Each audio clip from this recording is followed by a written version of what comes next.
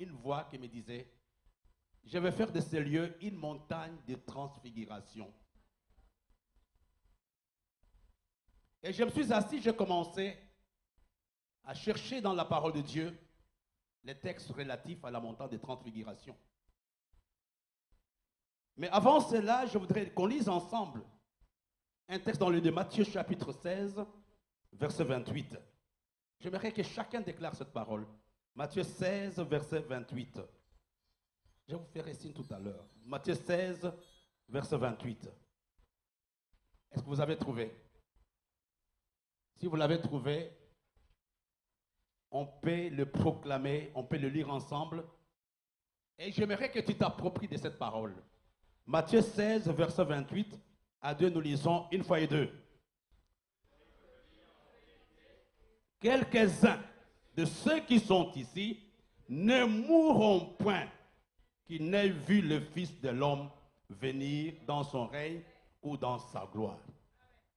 Alléluia. Comme disait l'évêque tout à l'heure, j'aimerais que les 3 jours, pourquoi pas les 5 jours, que la gloire de Dieu descende dans la vie de quelqu'un. Jésus leur parle, il dit, quelques-uns d'entre vous ne vont pas mourir sans qu'ils ne puissent voir la gloire de Dieu. Et Jésus avait accompli cette parole, si on regarde dans le livre, je vais commencer le message tout à l'heure, dans le livre de Luc chapitre 9. À partir du verset 28, la Bible nous dit, environ,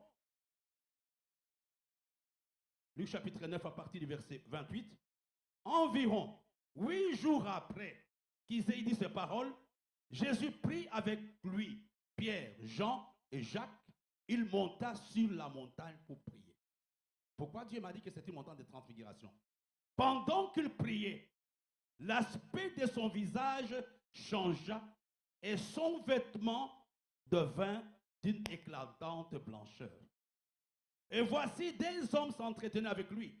C'était Moïse et Élie qui apparaissaient dans la gloire, parlaient de son départ qu'il allait accomplir à Jérusalem. Pierre et ses compagnons étaient apaisantis par le sommeil, mais s'étant tous réveillés, ils virent la gloire de Jésus et les 2 hommes qui étaient avec lui. Au moment où ces hommes se séparaient de Jésus, Pierre lui dit, Maître, il est bon que nous soyons ici, tressons 3 tentes, une pour toi, une pour Moïse, une pour Élie. Il ne savait pas ce qu'il disait. Comme il parlait, ainsi une nuée vint le couvrir, et ils le virent, les disciples furent saisis de frayeur en le voyant entrer dans la nuée. Et de la nuée sortit une voix qui disait, celui-ci est mon fils élu, écoutez-le, car quand la voix se fit entendre, Jésus se trouva seul, les disciples gardèrent silence et ils ne racontèrent à personne en ce temps-là rien de ce qu'ils avaient vu. Amen. J'aimerais ce matin, cet après-midi, que nous puissions réaliser un peu la portée de ce que nous sommes en train de faire dans cette salle, de ce que nous allons commencer. Aujourd'hui, je vais poser la base de l'enseignement. Mes frères auront le temps de développer ça. Jésus leur dit, parmi vous, il y a des gens qui ne vont pas mourir avant qu'ils ne puissent voir la gloire de Dieu. Et je pense que tu es parmi les gens qui verront la gloire de Dieu pendant ces 3 soirs. Il dit, parmi vous, il y a des gens qui ne vont pas mourir tant qu'ils ne vivent la gloire de Dieu. Et Jésus va les amener sur la montagne de transfiguration. C'était une montagne. Mais quand Jésus s'y trouvait, la Bible nous dit qu'il priait. Je voudrais vous dire, frères et sœurs, que la prière sincère libère la gloire de Dieu. Quand il était en train de prier, qu'est-ce qui s'était passé? La Bible nous dit, les habits de Jésus avaient changé. Les habits sont devenus blancs. Ils n'ont rien compris. La gloire de Dieu apporte le changement dans la vie d'un homme. Quand vous voyez quelqu'un qui ne change pas, quand vous voyez une communauté qui ne change pas, rassurez-vous que la gloire de Dieu n'est pas là. Et non seulement la gloire de Dieu amène le changement, mais il y a quelque chose, j'aimerais vous dire, pendant cette période, il n'y avait pas, il n'y avait rien. Mais Pierre, Jean et Jacques étaient capables d'identifier clairement Moïse et Élie, qui étaient en train de parler avec Jésus. Ils n'ont pas compris ce qui s'est passé. La gloire de Dieu apporte la révélation. Quand il y a la gloire de Dieu, même les choses qui sont cachées, tu peux les connaître. Ils ont dit, écoute, là c'est Pierre et ça, là c'est Jacques. Et la Bible nous dit qu'ils ont vu cette gloire. Et non seulement qu'ils ont vu cette gloire, qu'est-ce qui s'était passé après? Pierre lui-même va proposer les services à Jésus. Il a dit, il est bon que nous puissions faire 3 tentes. Une pour toi, une pour Moïse, une pour Élie, et en s'oubliant soi-même. La gloire de Dieu, premièrement, provient de la prière. La gloire de Dieu est une décision personnelle de Dieu qui dit, je vais me manifester à tel endroit quand l'homme le demande. La gloire de Dieu apporte une transformation, apporte un changement. La gloire de Dieu nous booste dans notre foi. La gloire de Dieu amène le zèle là où il n'y a pas zèle. Là, je voulais vous dire tout simplement ce que j'ai reçu cette nuit, quand nous étions en train de chanter, que Dieu me dit, je vais changer ces lieux. Ces lieux sera le lieu de la transformation. C'est à toi ce soir de dire, Seigneur, je vais être parmi les gens qui vont voir la gloire pendant 3 jours. L'évêque nous a parlé tout à l'heure de Moïse. Moïse avait eu de grandes expériences avec Dieu. Il a vu la mer rouge se fendre, il avait vu énormément de choses, mais il aspirait à autre chose. Il dit, fais-moi, c'est dans le livre d'Exode chapitre 33, fais-moi voir ta gloire. Ça doit être notre prière de cette nuit. Pendant ces 3 jours, Papa, fais-nous voir ta gloire. Mais le premier message de cette nuit, je l'ai intitulé Ézéchiel et la gloire de Dieu. Il y a quelqu'un, Ézéchiel? Non, je n'entends pas. Ézéchiel et la gloire de Dieu. Quand nous lisons l'histoire d'Ézéchiel, nous sommes bouleversés. Ézéchiel est au même niveau que Ésaïe et Zacharie, mais Ézéchiel est un prophète messianique. Mais il y a quelque chose qui est très important, que j'aimerais que chacun retienne cette nuit. D'abord, j'aimerais vous dire qu'Ézéchiel était parmi les rares prophètes à voir la gloire de Dieu. Non seulement à voir la gloire de Dieu, mais à voir aussi la manifestation de la gloire de Dieu. Il était parmi les rares. Ézéchiel a eu la grâce de voir la gloire de Dieu quitter le temple. Il a eu cette vision. Et la dernière chose, Ézéchiel a eu la grâce de voir la gloire de Dieu revenir dans les temples. Ézéchiel est parmi les rares prophètes messianiques qui ont parlé de la gloire de Dieu. Il n'a pas le même niveau, j'en parlais tout à l'heure avec l'évêque, il n'était pas au même niveau qu'Ésaïe qui avait vraiment parlé beaucoup du Seigneur. Notre texte de base se trouve dans le livre d'Ézéchiel au chapitre 1. Nous lirons tous les chapitres, mais on lira quelques versets. Et on va aller au chapitre 2. J'aimerais vous dire comment cette gloire a pu faire, est arrivée dans la vie de ces jeunes hommes. La Bible nous dit, dans le premier chapitre d'Ézéchiel, au verset 1, la 30e année, le 5e jour du 4e mois, comme j'étais parmi les captifs du fleuve de Kébar, le ciel s'ouvrit et j'ai eu des visions. Le 5e jour du mois, c'était la 5e année de la captivité du roi Joachim. La parole de l'Éternel fut adressée à Ézéchiel, fils de Bouzi, le sacrificateur dans le pays des Chaldéens, près du fleuve de Kébar. C'est là que la main de l'Éternel fit sur lui. Je regardais, il vint du septentrion un vent impétueux, une grosse nuée, et une gerbe de feu qui répandait de tous côtés, une lumière éclatante au centre de laquelle brillait comme de l'airain poli sortant du milieu de feu. Je vais d'abord m'arrêter par là, frères et sœurs. Je suis en train de parler d'Ézéchiel. Ézéchiel est la gloire de Dieu. Nous savons, vous lisez mieux que moi, Ézéchiel signifie tout simplement Dieu fortifie. Ézéchiel était le fils d'un sacrificateur d'une grande probité morale. C'était un homme très important.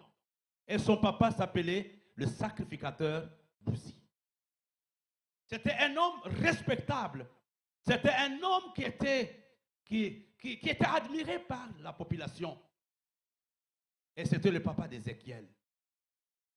Les commentaires de la Bible nous disent que Dieu avait parlé au sacrificateur Bouzi au sujet de l'appel d'Ézéchiel. Alléluia. Et quand nous lisons la Bible, Ézéchiel a fait son ministère pendant plus ou moins 22 à 23 ans qu'il a été prophète. Et n'oublions pas que la sacrificature s'est passée de père en fils. On était sacrificateur de père en fils. Quand le papa était sacrificateur, il choisissait parmi ses enfants lesquels devraient le remplacer. Et c'est ainsi que Ézéchiel va être choisi. Et la préparation à la sacrificature prenait 10 ans. Alléluia. Prenez 10 ans. C'est à partir de l'âge de 20 ans qu'Ézéchiel est choisi. Il va entrer à l'école de son père pour être sacrificateur. Il a commencé à prendre le rudiment de la Bible, enfin, du Torah, etc. Mais quelque chose de mauvais va arriver. Quand Ézéchiel a 25 ans, il y a eu invasion de Jérusalem. Et Ézéchiel se trouve parmi les captifs qu'on va amener en déportation. Le rêve d'Ézéchiel s'arrête. Alléluia. Regardez 5 ans de préparation, 5 ans de prière, 5 ans de jeûne. Et d'un coup, quelque chose arrive, ils sont captifs. On les déporte loin du temple de Jérusalem. On les amène loin de la ville de Jérusalem. Ils sont en captivité. Si vous connaissez, il faut dire, le verset qui fait l'hébreu, le chapitre 1, verset 1, c'est la conclusion du chapitre 1. Ici, la Bible nous dit la 30e année. Les commentaires nous disent que c'était le jour de l'anniversaire d'Ézéchiel. Alléluia. Est-ce que vous me suivez? Vous êtes tellement sérieux comme au Parlement. Qu'est-ce qui se passe? Vous m'effrayez. C'était le jour de son anniversaire. 5 ans de captivité. Le rêve de ce jeune homme tombe. Et je pense que le moqueur était là, disait, mais vous connaissez ces messieurs-là? Il s'appelle Ézéchiel. Il prétendait être sacrificateur. Mais avec ce qui se passe, on va voir ce qui va lui arriver. J'ai dit à quelqu'un, les gens qui se moquent de toi seront surpris quand la gloire de Dieu viendra sur ta vie. On va voir ce que cet homme va devenir. Mais j'aimerais dire à quelqu'un, le Dieu que tu sers n'arrive jamais en retard. La Bible nous dit la 30e année. Pourquoi la 30e année? Parce que personne n'était sacrificateur avant l'âge de 30 ans. Et c'est la raison pour laquelle le Seigneur lui-même commence le ministère proprement dit quand il avait l'âge de 30 ans. On peut voir ça dans le livre de Lévitique. Le jour de son anniversaire, quand les gens ne s'y attendaient pas, quand les gens se moquaient de lui, quand les gens disaient que tout est fini pour lui, la Bible me dit, les cieux s'ouvrirent. Je dis à quelqu'un, aujourd'hui, le ciel va s'ouvrir pour toi. C'est la première chose que j'aimerais demander pendant cette conférence. Seigneur, ouvre le ciel sur la communauté. Ouvre le ciel sur mon frère. Le ciel s'était ouvert les jours de l'anniversaire de Ézéchiel quand il avait 30 ans. Dieu n'arrivait pas en retard. Dieu n'arrivait pas avant. Dieu arrive à temps. Je dis à quelqu'un, même si tu as été déporté, je ne sais pas dans quelle position tu te trouves, je te dis ce matin, cet après-midi, que le ciel s'ouvrira pour toi. Quelle que soit la déception, quelles que soient les choses par lesquelles tu passes, le ciel va s'ouvrir pour toi. Frère, il faut être Dieu pour faire ça. Il y a quelque chose qui est très important que j'aimerais vous dire. La sacrificature était liée à la ville de Jérusalem, était liée au temple. C'était lié à Jérusalem et c'était lié au temple. Mais Ézéchiel est dans un pays qui était loin du temple. Alléluia. Est-ce que je parle à quelqu'un ce matin? Je voudrais dire à quelqu'un, il n'y a aucun endroit qui peut empêcher Dieu de te bénir. Quel que soit l'endroit où tu te trouves, tu peux être à Kébar, tu peux être à Port-Gentil, tu peux être à Mouila, et il n'y a aucun endroit où la gloire de Dieu ne peut pas te toucher, où la gloire de Dieu ne peut pas changer ta vie. il était en captivité. La Bible nous dit, le ciel s'était ouvert. Je voudrais dire à quelqu'un ce soir, que ton ciel s'ouvre.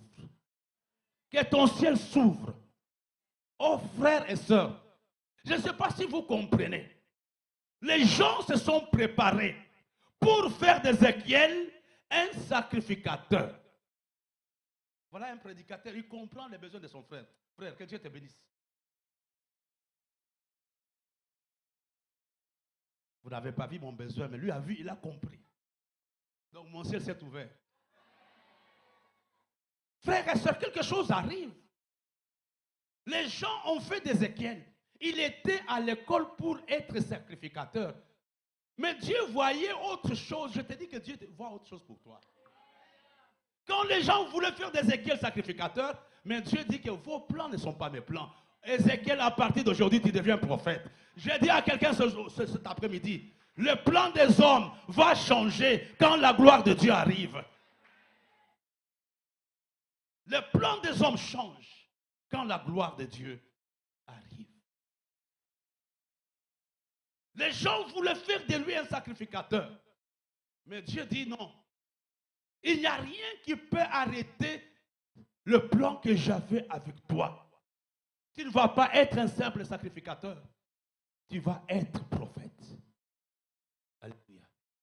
Je dis, n'aie pas peur. Les hommes peuvent s'agiter. Mais il y a plus grand pour toi ce matin. Il y a plus grand pour toi ce soir. Il y a plus grand pour toi cette nuit. La Bible nous dit que le ciel s'était ouvert. C'est la première chose que j'aimerais qu'on demande pendant ce séminaire. Seigneur, nous voulons travailler sous un ciel ouvert. À partir de cette nuit, jusqu'aux ordinations, Seigneur, que le ciel s'ouvre sur l'association missionnaire Terre Nouvelle, sur le monde des Oliviers, sur tous les ordonnants, sur toute la communauté, que le ciel s'ouvre pour vous. Vous ne pouvez rien recevoir de Dieu si le ciel n'est pas ouvert. Vous ne pouvez rien recevoir de Dieu si le ciel n'est pas ouvert. Mais la Bible nous dit que ce jour-là, quand Dieu a visité Ézéchiel, qu'est-ce qui s'était passé? La gloire de Dieu avait ouvert le ciel. C'est ma prière pour quelqu'un cette nuit. C'est mon besoin. Seigneur, ne me laisse pas rentrer à Douala sans que ton ciel s'ouvre. Les gens ne savaient même pas que Dieu avait un autre calendrier avec Ézéchiel. La Bible nous dit que le ciel s'était ouvert, et je vais revenir à autre chose tout à l'heure. Mais la Bible nous dit aussi, la main de l'Éternel fut sur lui. C'est au verset 3. La deuxième chose dont nous avons besoin, en tant qu'Église, en tant que pasteur, en tant que diacre, en tant que ministre, c'est voir la main de Dieu sur notre ministère. Non seulement le ciel s'était ouvert, mais la main de Dieu s'était posée sur Ézéchiel. Un jeune homme de 30 ans. La main de Dieu était sur lui. Frère, le problème que nous avons, quand la main de Dieu n'est pas sur toi, la main des hommes ne peut rien faire.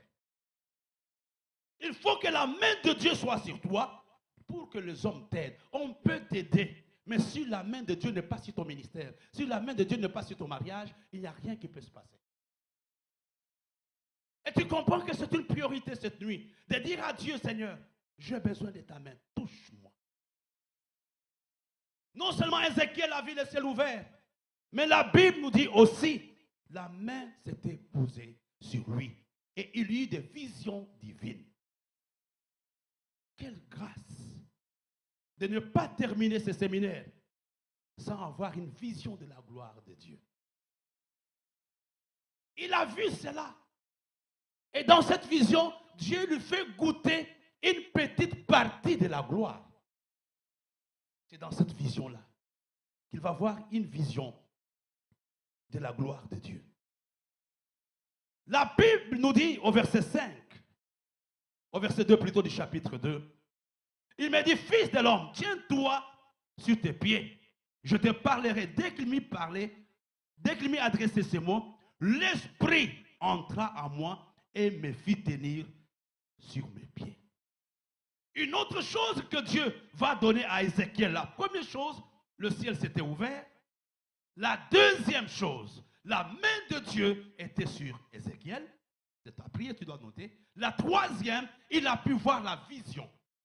Et la quatrième, la Bible nous dit, l'Esprit de Dieu était entré sur lui. L'Esprit de Dieu était entré dans la vie d'Ézéchiel.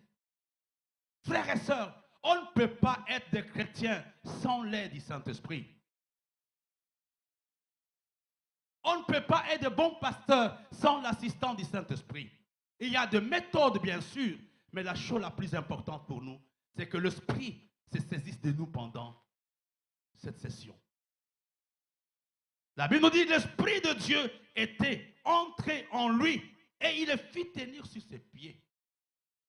J'aimerais que l'Esprit de Dieu relève tous ceux-là qui sont dans le découragement. J'aimerais que l'Esprit de Dieu relève tous ceux-là qui ont été blessés à un niveau ou à un autre. Que l'Esprit de Dieu vous relève. Une autre chose ce jour-là, qu'est-ce qui s'était passé? Quand Ézéchiel voit la gloire de Dieu, au verset 3, il me dit, fils de l'homme, je t'en prie, je t'envoie vers les enfants d'Israël, etc. C'est ce jour-là que Ézéchiel reçoit la mission de Dieu. Tu ne peux pas aller dans le ministère, tu ne peux pas aller dans de grandes choses avec Dieu si Dieu ne te commissionne pas. Il ne s'est pas improvisé. C'est Dieu qui l'envoie. Son papa voulait faire de lui un sacrificateur pour respecter la tradition. Mais ce jour-là, Dieu lui dit, oublie le passé. Aujourd'hui, je commence un autre travail avec toi. Je prophétise sur la vie de quelqu'un que Dieu est en train de t'introduire dans ta destinée. Même si les hommes ont fait des calculs, mais Dieu a un autre calcul avec toi. C'est le plus important. Les hommes voulaient faire d'Étienne diacre, mais ils ne savaient pas que c'était un évangéliste. Je parle à quelqu'un cette nuit. Tu es là pour que Dieu te commissionne. Et sois disponible. La première chose que nous voulons demander à Dieu cette nuit, Seigneur, que ton ciel s'ouvre sur ma vie. Le miracle, la grâce, la guérison, toutes ces choses sont dans le ciel ouvert. La deuxième chose, tu as besoin de l'onction de Dieu. Tu as besoin de voir sa main se poser sur toi, comme ce fut le cas d'Ézéchiel. Il a été parmi les prophètes qui ont eu une longévité dans le ministère. Il a été prophète pendant 22 à 23 ans. Et j'aimerais que ton ministère ne commence pas le matin pour s'arrêter à 14 heures. Que ton ministère aille plus loin. Que ton business aille plus loin. Que ton mariage aille plus loin. Même si les hommes veulent arrêter, comme ce fut le cas d'Ézéchiel, la captivité n'a pas pu arrêter le ministère d'Ézéchiel. Quel que soit l'endroit où tu seras, tu porteras des fruits. Quel que soit l'endroit où tu seras, la gloire de Dieu te touchera. Quel que soit l'endroit où tu te trouves, il était dans la captivité. C'est là où la grâce de Dieu, c'est là où la gloire de Dieu va les toucher. Ne me dis pas, oh, je suis dans une petite ville. Dieu n'a pas besoin, même si c'est la petite ville, mais quand c'est le temps de Dieu, la petite ville sera la grande ville. Marie qui a été choisie la mère de Jésus n'était pas à Jérusalem. Marie était dans une petite ville. Cette nuit, j'aimerais parler à quelqu'un qui a besoin de dire à Dieu, j'ai besoin de voir ta main. J'ai besoin que ta main se pose sur moi. J'ai besoin que le ciel s'ouvre. J'ai besoin que tu me fasses goûter une partie de ta gloire. J'ai besoin de cela. Nous allons continuer, frères et sœurs, toujours dans Ézéchiel et la gloire de Dieu. Il y a quelque chose que j'aimerais dire, le pasteur nous l'a dit, l'évêque l'a dit tout à l'heure. Allons dans le livre de 1 Corinthiens au chapitre 3. 1 Corinthiens chapitre 3. Verset 16. Je ne sais pas si vous avez trouvé. 1 Corinthiens chapitre 3, verset 16. On peut le lire ensemble à haute voix? À deux, nous lisons une fois et deux. Ne savez-vous pas que vous êtes le temple de Dieu et que l'Esprit de Dieu habite en vous. Dis ça à ton voisin.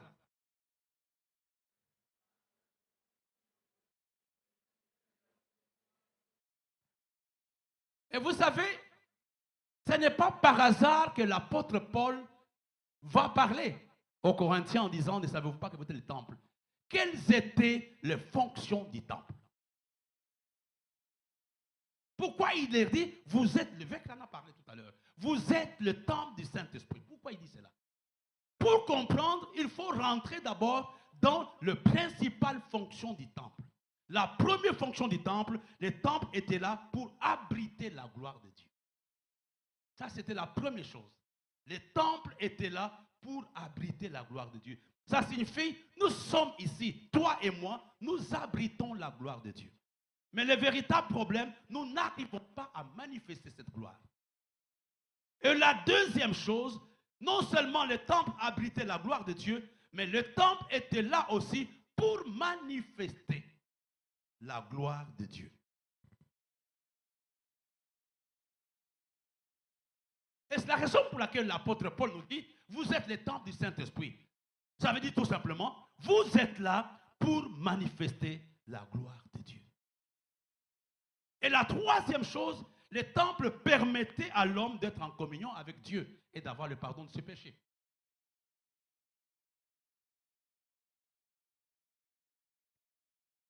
Je voudrais ce soir, mon frère et ma soeur, que tu comprennes que tu es porteur de la gloire de Dieu. Et non seulement tu es le dépositaire de la gloire de Dieu, mais tu dois aussi manifester cette gloire. Il y a un passage que nous avons vu avec l'évêque tout à l'heure. Ça, c'est la première règle pour la gloire de Dieu. Je vais revenir sur les autres règles après.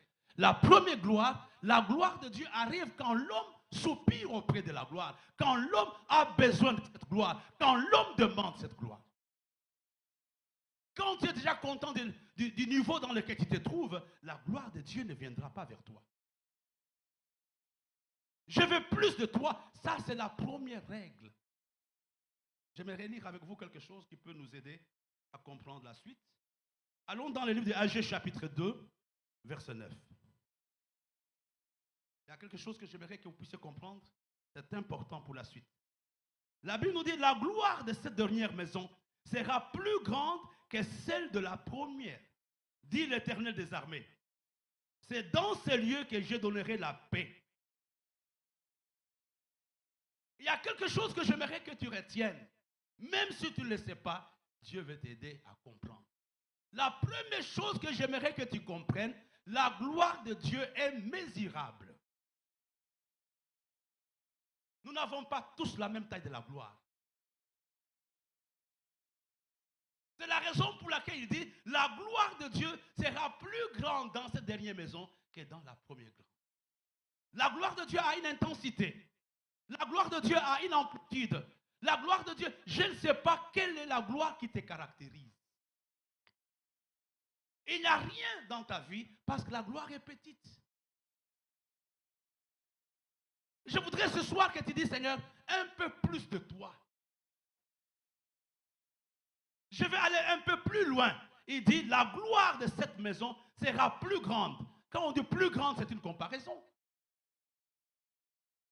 C'est une comparaison. Il dit, la gloire de la dernière maison sera plus grande que la gloire de la première maison. Ça doit être un objectif de chacun d'entre nous.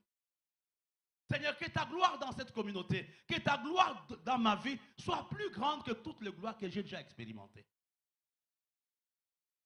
Je fais autre chose, Seigneur, je suis fatigué. C'est la raison pour laquelle Moïse refuse. Il avait vu la puissance, il avait vu. Et le miracle, il avait vu. Il dit, Seigneur, avant que je ne puisse partir de cette terre, j'aimerais voir ta gloire. Ce soir, je voudrais que tu aies soif. Que tu dises à Dieu, je veux avoir une plus grande gloire. Ta prédication doit être plus glorieuse. Ta prédication de 2022 doit être plus grande que celle que tu as toujours faite. Ta révélation. Je vais vous donner un exemple qui est très facile. Il est là, le bishop Josué. Je ne l'ai pas connu dans le ministère de puissance. Il est témoin. J'ai connu l'évêque Josué dans le ministère de l'enseignement. Bishop Gémon. C'est après qu'il ne voulait plus. Il disait à Dieu, je veux plus que ça. C'est là où il va s'attacher au ministère de puissance et de guérison. Mais ce n'était pas ça qu'il avait au début. La gloire de Dieu est quelque chose qu'on mesure. Il dit, Seigneur, je ne veux pas ça. Je veux autre chose pour mon église.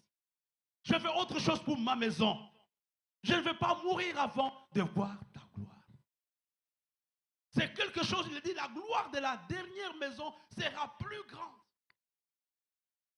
Si je suis le même, ça signifie que je n'avance pas. Si je suis le même pasteur Mawit, je suis le même diacre Mawit, je n'avance pas. Oh, Dieu va changer le niveau de quelqu'un aujourd'hui. Pendant les 3 jours, ma position spirituelle changera. Je m'accroche à la parole de Dieu. Je déclare que la gloire de l'année 2022 sera plus grande que celle de 2021. Les réalisations de 2021 seront plus grandes que les réalisations de 2022. Je reprends. Les réalisations de 2022 seront plus grandes que les réalisations de 2021. Ce soir, je déclare que je ne mourrai pas. Je vais goûter à la gloire de Dieu. Même à la dernière minute. Seigneur, je vais voir ta gloire. Je vais voir ta gloire.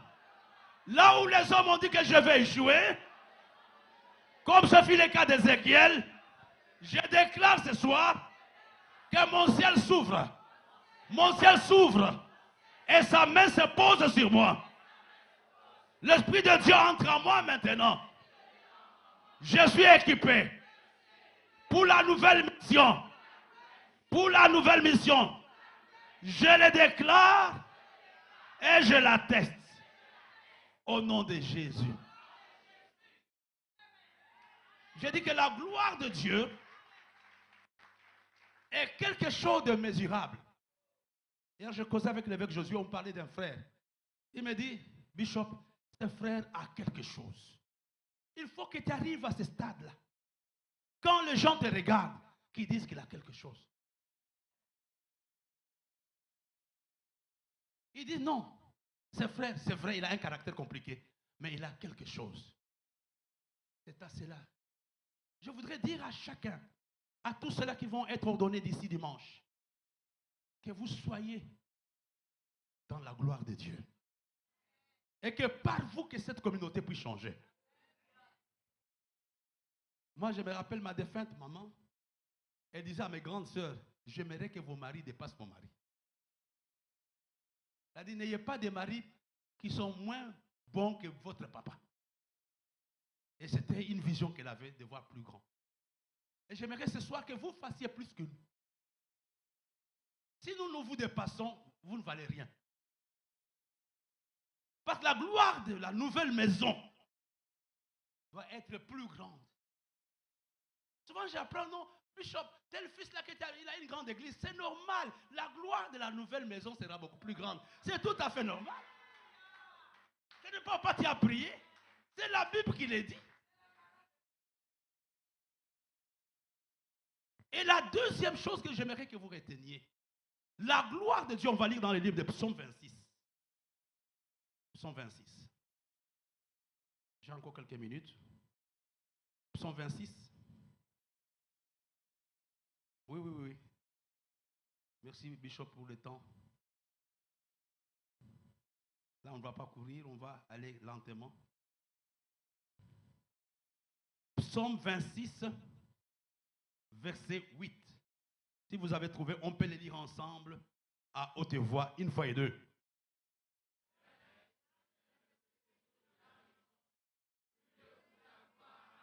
Reprends encore.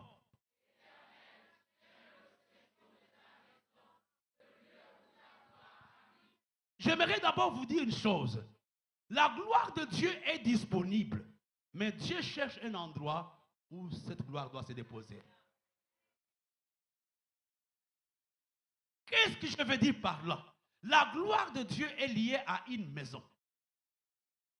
C'est la raison pour laquelle dans le livre de Agé, on nous dit la gloire de cette dernière maison. La maison a tous les sens. Et tu es cette maison. Toi et moi, nous sommes cette maison.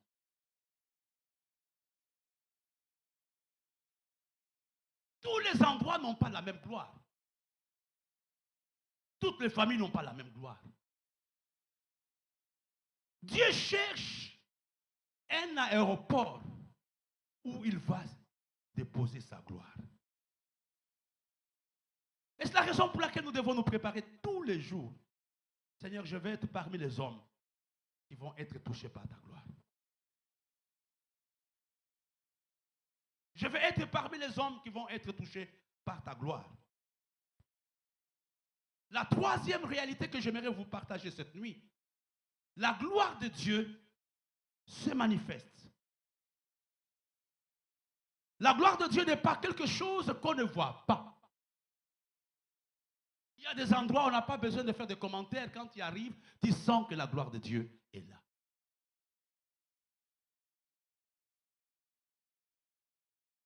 Premièrement, la gloire de Dieu est mesurable. Deuxièmement, la gloire de Dieu est liée à une maison. La maison peut être une famille, la maison peut être une église.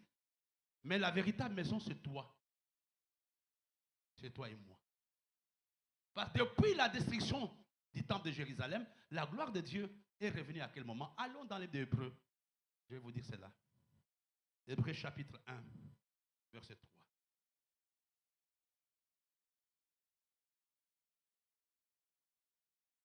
Hébreux chapitre 3, verset 1 jusqu'au verset 4. Vous allez comprendre un peu ça. Hébreux chapitre 1, verset 1 à 4. Après avoir autrefois, à plusieurs reprises et de plusieurs manières parlé à nos pères, par les prophètes, Dieu dans ces derniers temps nous a parlé par les fils, qu'il a établi héritier de toutes choses, par lesquels il a aussi créé le monde, et qui étant le reflet de sa gloire. La gloire est revenue sur la terre avec l'arrivée de Jésus. La gloire est revenue avec Jésus. La Bible nous dit, il est le reflet de la gloire de Dieu. Et vous comprenez que notre communion personnelle, notre relation personnelle avec Dieu détermine la taille de la gloire que nous voulons avoir de la part de Dieu. Quand on n'est pas vrai, on ne fait du mal à personne. On se fait du mal à soi-même.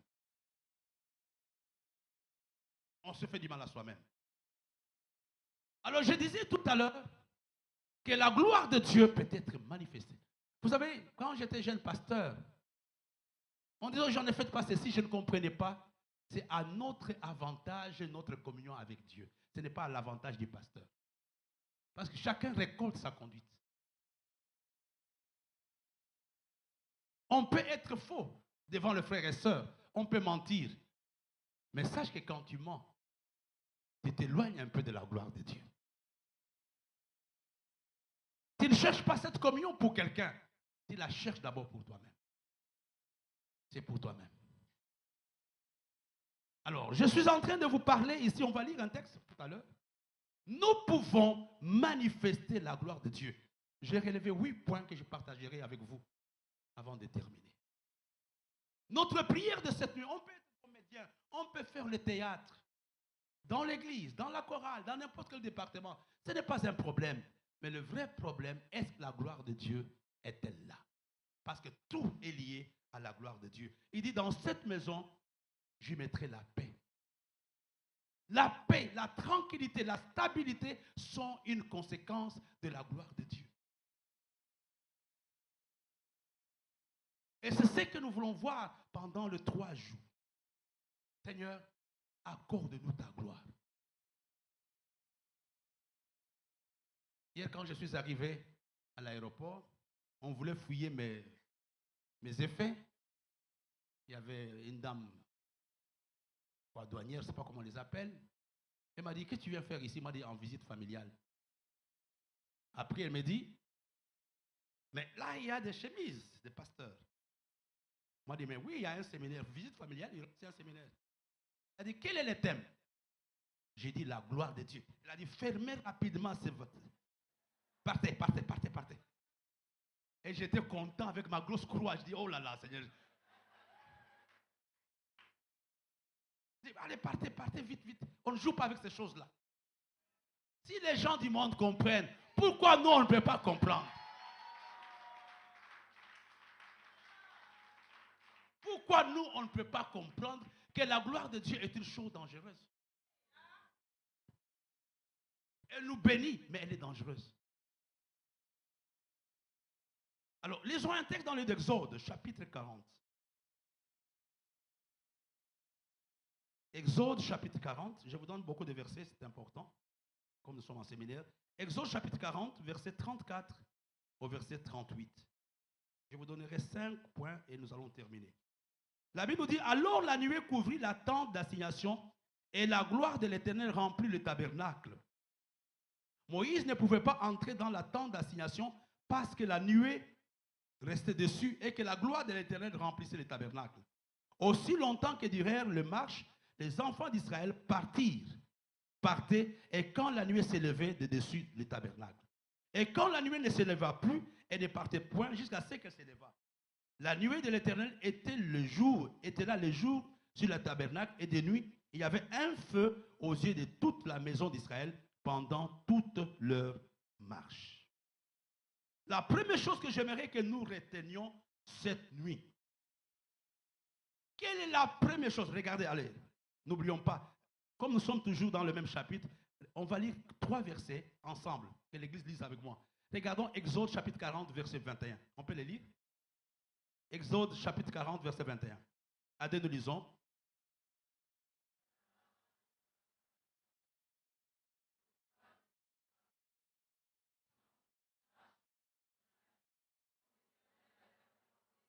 Regardez le verset 23, dernière phrase.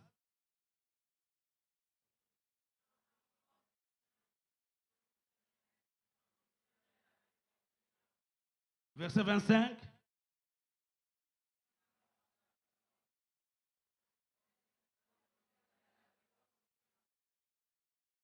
Verset 26, 27.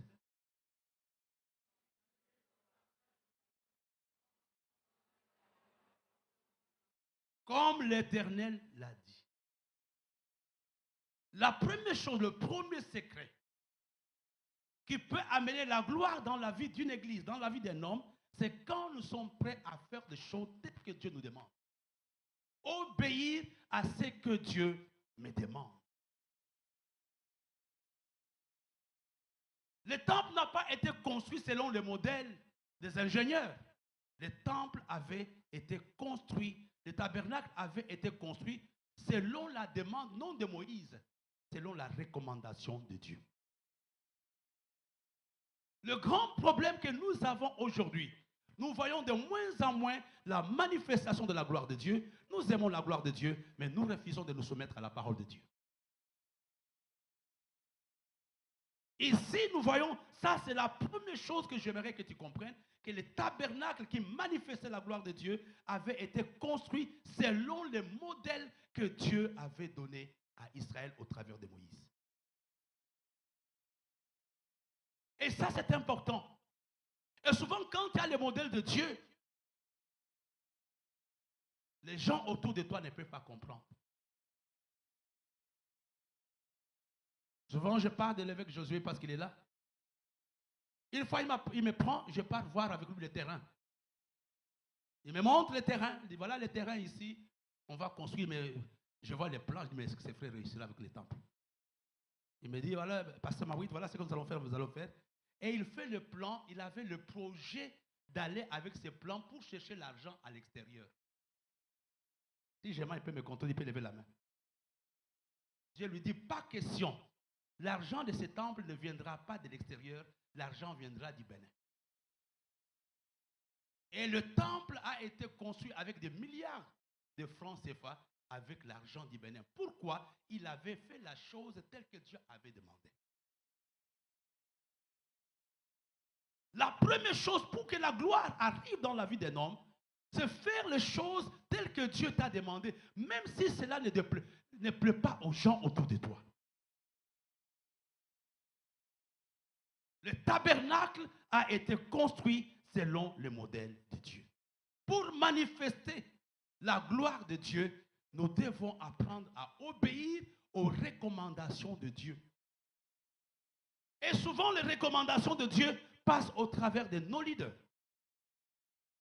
Je dis, frère, fais attention. Moi, j'ai vu la plupart des gens, je leur dis, frère, ça, ce n'est pas une bonne direction. Aujourd'hui, ils payent le prix de leur désobéissance. Parce qu'ils n'ont pas fait les choses telles que Dieu avait demandé.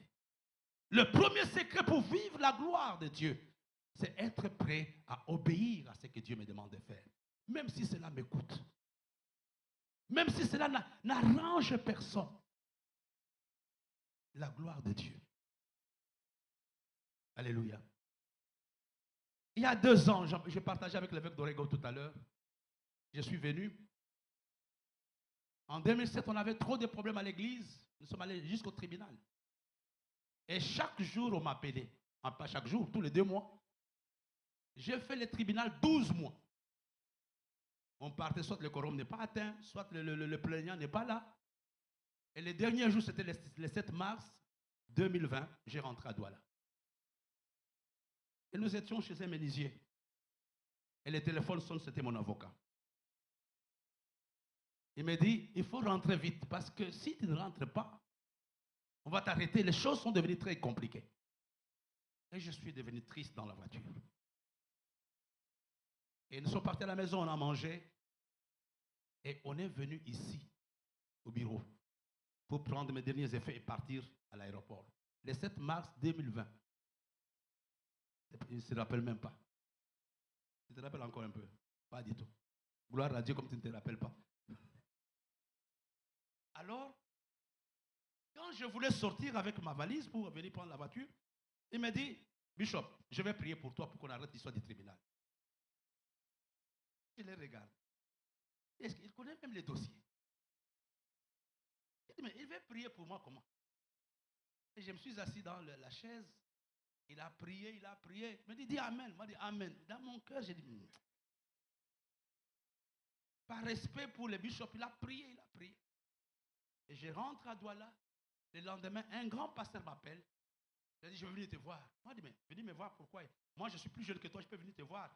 Il me dit, non, moi, je viens. Il est venu me voir à la maison. Il s'agenouille. J'ai dit, papa, ne t'agenouille pas devant moi. Il a dit, je ne m'agenouille pas moi, mais au nom de tous tes enfants qui t'ont fait des histoires, ils m'ont dit que va toi-même prendre le dossier au tribunal. Le tribunal s'arrête aujourd'hui. Ça ne va plus continuer.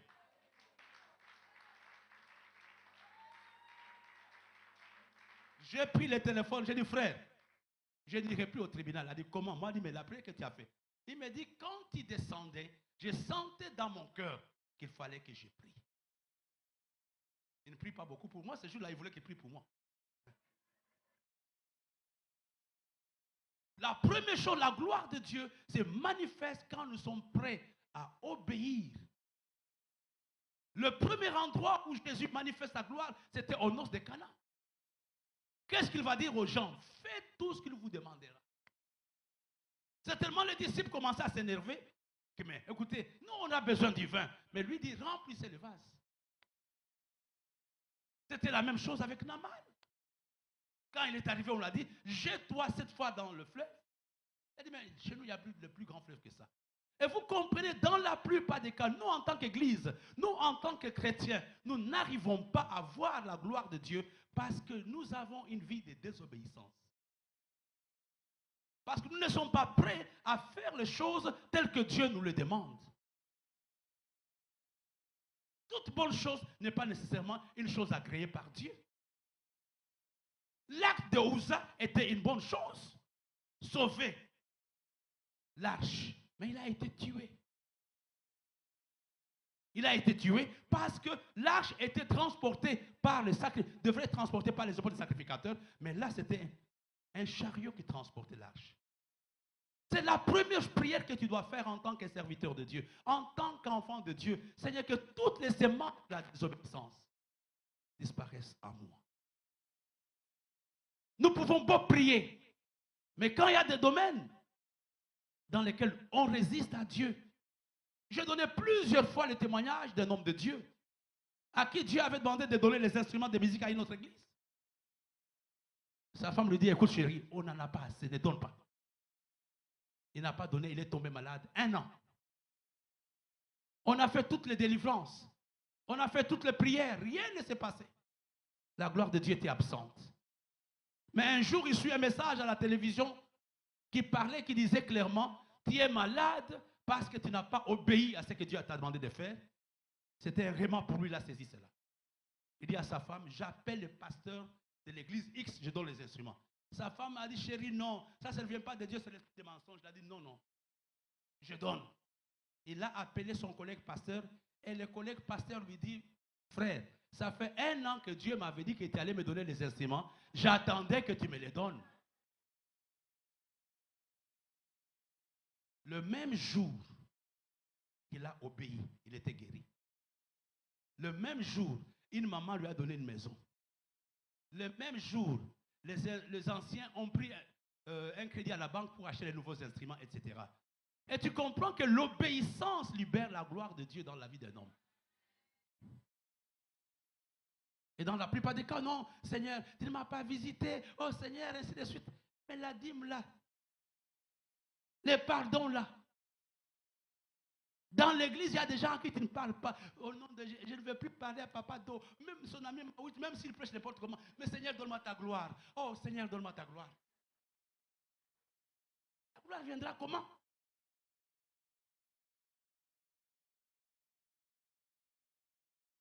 Et la deuxième chose, je l'ai dit tout à l'heure, non seulement il faut obéir, mais il faut désirer cette gloire et la demander à Dieu comme ce fut le cas de Moïse.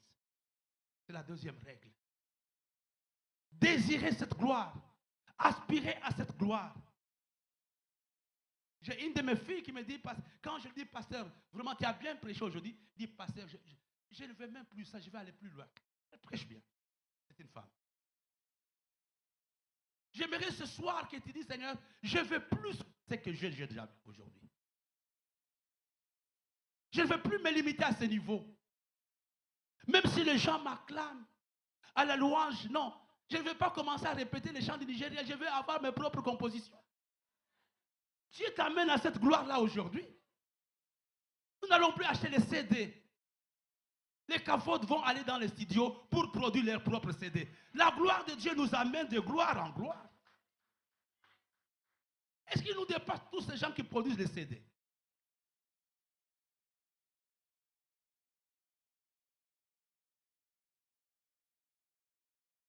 C'est le vouloir. Lisons Exode chapitre 33, verset 18. Exode 33, verset 18.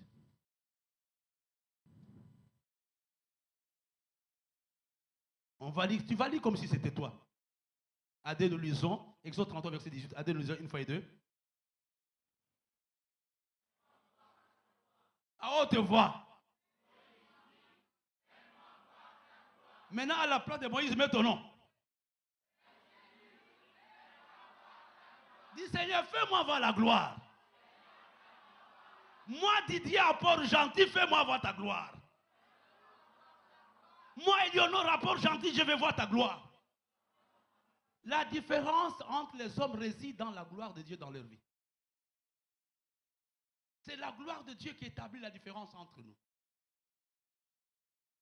Et nous avons besoin de dire à Dieu, Seigneur, c'est vrai, tu m'as béni, mais je ne veux plus. Je suis fatigué de voir ça. La troisième chose, lisons dans les 2 Chroniques, chapitre 6, verset 40. Lisons, vous commencez à 2 Chroniques, mais on va prendre 2 Chroniques, chapitre 7. C'est beaucoup mieux, c'est beaucoup plus explicite là-bas. 2 Chroniques. 2 Chroniques, chapitre 7.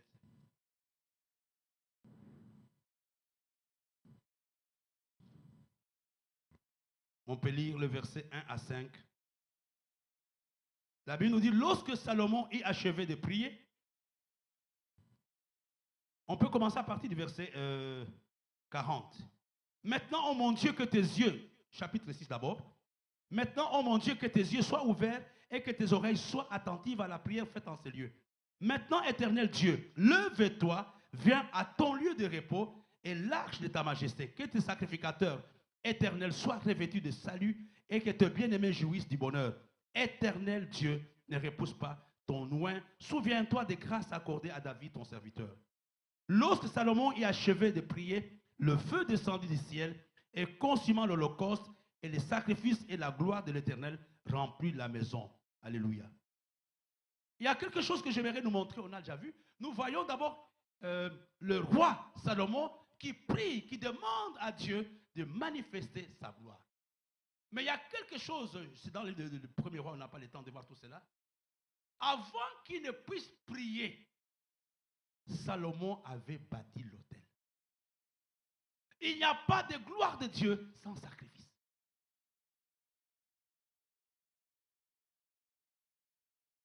Frère, même pour que Élie amène la pluie sur la terre, il avait bâti l'autel.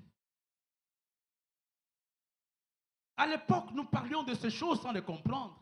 On critiquait le frère anglophone, mais non, c'est dans la Bible. Les ordonnés doivent bâtir l'autel de leur ministère. Ils ne parlent pas de contributions, de cotisations. Non, je ne suis même pas dedans. Seigneur, j'ai bâti cet autel. Le jour, quand on va prier pour moi, pasteur, je vais voir des signes et les prodiges dans mon ministère. Il faut bâtir l'autel.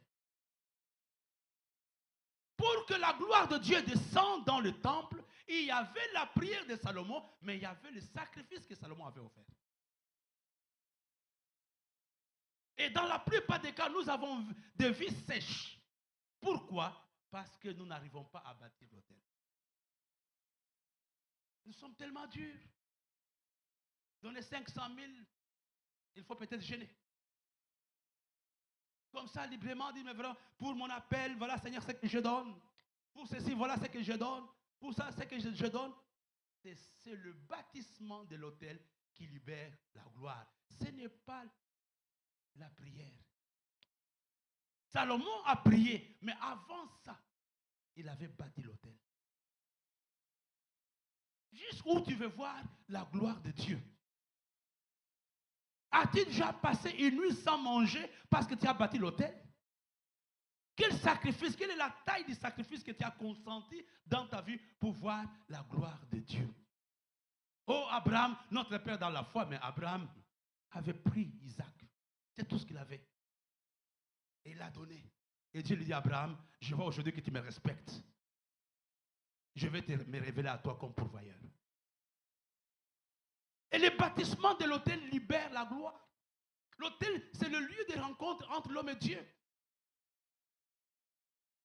Le surnaturel ne viendra jamais dans la vie du naturel sans un autel. Le surnaturel arrive dans ta vie au travers d'un autel. Mais il y a aussi des mauvais autels que nous devons renverser. La troisième chose, mes bien-aimés, il faut bâtir un autel pendant cette saison. Comment tu vas le faire? Je n'en sais rien. Comment tu vas donner? Je n'en sais rien. Ça, c'est un problème entre toi et Dieu. Il n'y a pas de gloire sans sacrifice. Je ne vais pas citer des gens, mais je connais des gens dans cette salle qui bâtissent les hôtels. Et ils voient le résultat de leur hôtel. Alléluia. Combien de fois les gens jouissent des services de Papa Do gratuitement? Papa Do, est-ce que je peux passer pour que tu pries pour moi? Papa Do prie pour toi. Papa, je suis pressé, je dois aller verser l'argent à la banque, à demain. Papa Do, j'arrive, parce que c'est la paix aujourd'hui, j'ai prié pour que je ne puisse pas avoir l'accident. Les pauvres, ils te regardent, disent, Papa Do, au revoir. Alléluia. Il n'y a pas d'amen.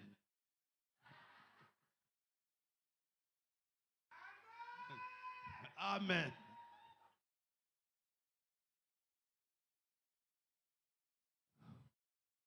C'est terrible.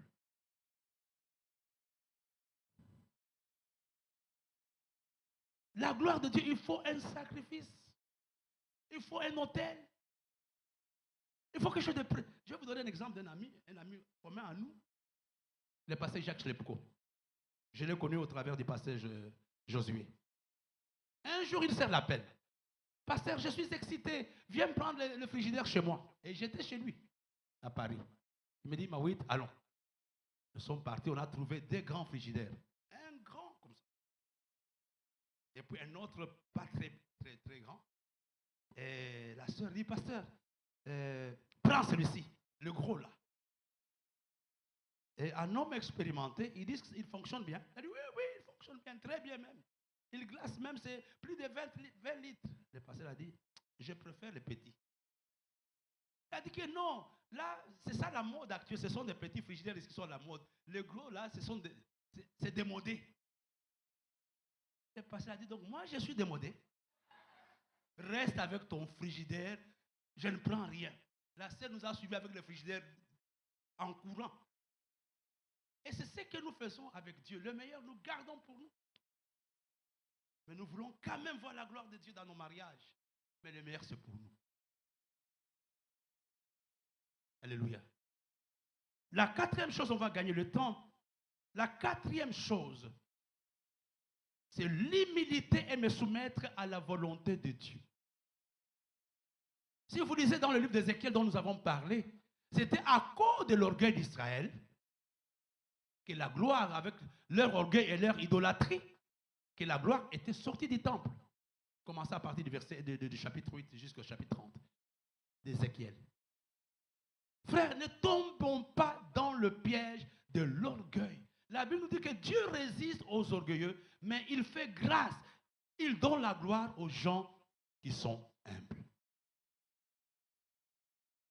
Et dans la plupart des cas, mon ministère meurt très tôt à cause de l'orgueil. L'humilité est apprendre à me soumettre à la volonté de Dieu. M'aide à garder la gloire de Dieu dans l'église et dans ma propre vie. La plupart des grands que je connais sont humbles. Sont humbles. Il y a des gens, il faut qu'ils te disent ce qu'il est réellement pour que tu saches qu'il a ça.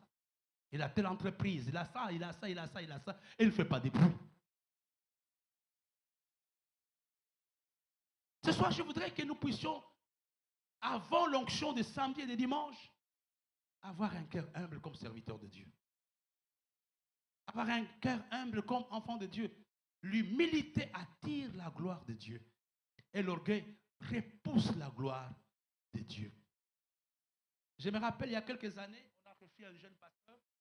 Nous étions, je crois que l'évêque peut se rappeler, Papa Michel aussi peut se rappeler. On était dans une ville qu'on appelle Batié. Et ces jeunes pasteurs venaient de Centrafrique, de Bangui.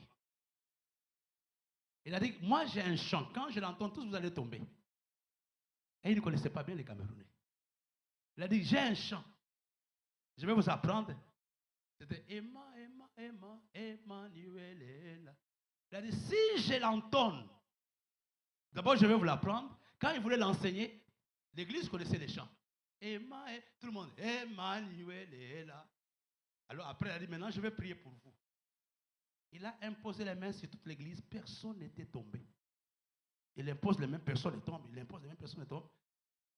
Et un de mes fils, on a parlé de lui, qui était mon chauffeur à cette période, vient à la ligne de prière quand même, à la fin. On impose les mains sur lui et il tombe. Alors après, j'ai dit, mais Bergelem, pourquoi tu es tombé? Il dit, j'avais seulement pitié de lui. Il a dit, papa, j'avais pitié de lui. Tel que je l'ai vu là, il fallait que je tombe au moins.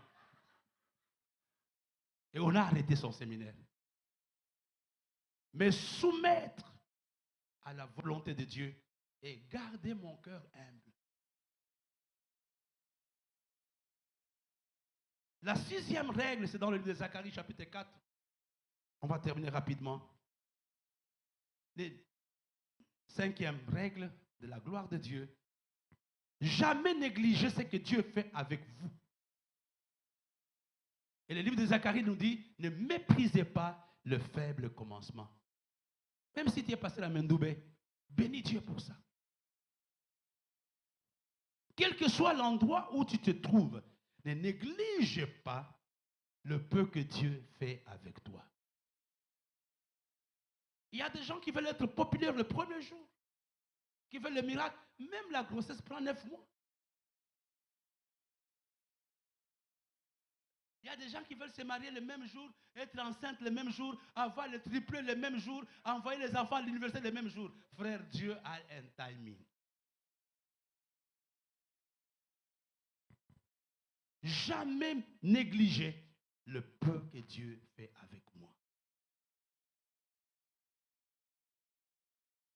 Oh Seigneur, si tu m'avais donné plus que ça, je ferais mieux. Non. Si tu n'es pas fidèle dans les petites choses, tu ne le seras jamais dans les grandes choses. Cette église avait commencé dans un salon. Mais nous étions sérieux, on allait dans des missions. À partir du salon.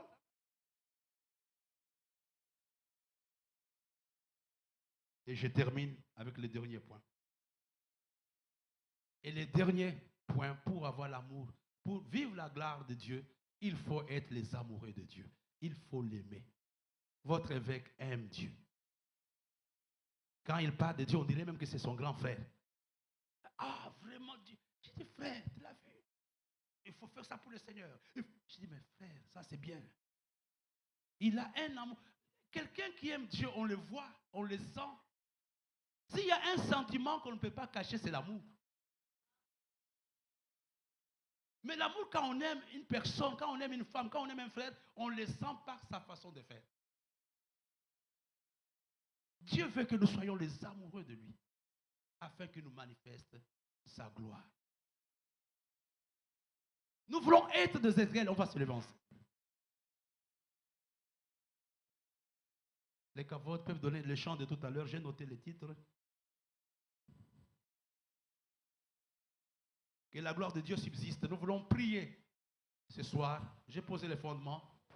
Demain, on va continuer. Vendredi, on va continuer. J'aimerais vraiment que chacun dise à Dieu, ce n'est pas un séminaire de plus, mais Seigneur, je veux vivre ta gloire dans ma vie, dans ma maison et dans mon ministère. Les cavodes peuvent nous donner un chant.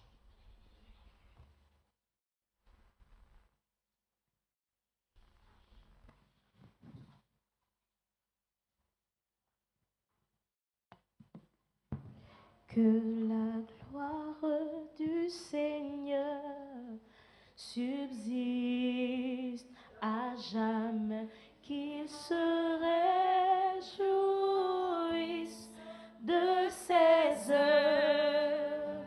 Que la gloire du Seigneur subsiste à jamais, qu'il se réjouisse de ses œuvres, que la gloire du Seigneur subsiste à jamais, qui se réjouit de ses œuvres.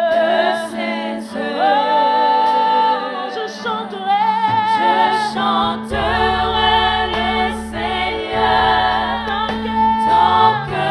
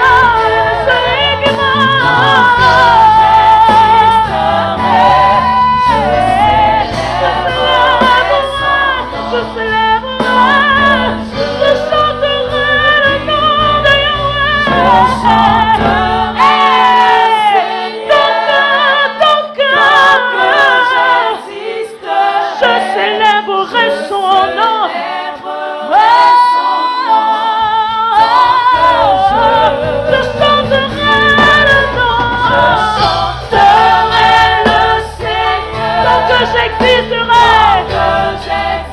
Oui, je célèbre.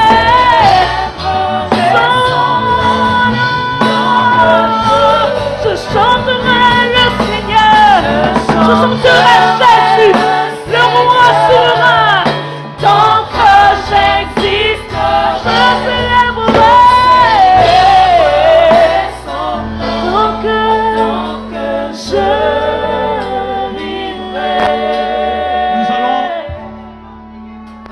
faire de prières, de requêtes.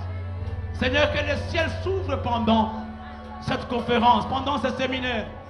Que le ciel s'ouvre et que ta main soit sur l'église. Que ta main soit sur chacun d'entre nous. Au nom de Jésus, prions ensemble, bien-aimés. Que le ciel s'ouvre.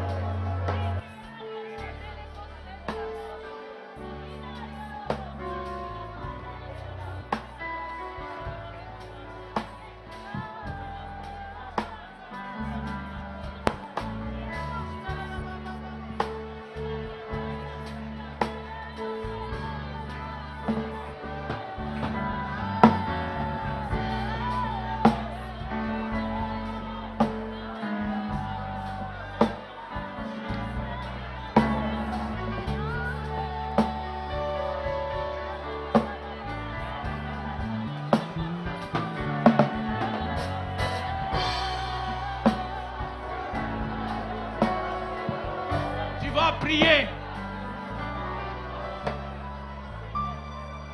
Dieu nous a appelés à abriter sa gloire. Et Dieu veut que nous manifestions sa gloire. Ce soir, tu vas prier. Dis Seigneur, que tout ce qui m'empêche de manifester ta gloire dans ma vie périsse ce soir au nom de Jésus. Et fais-moi la grâce de manifester et de vivre ta gloire au quotidien. Au nom de Jésus, prions ensemble, prions ensemble.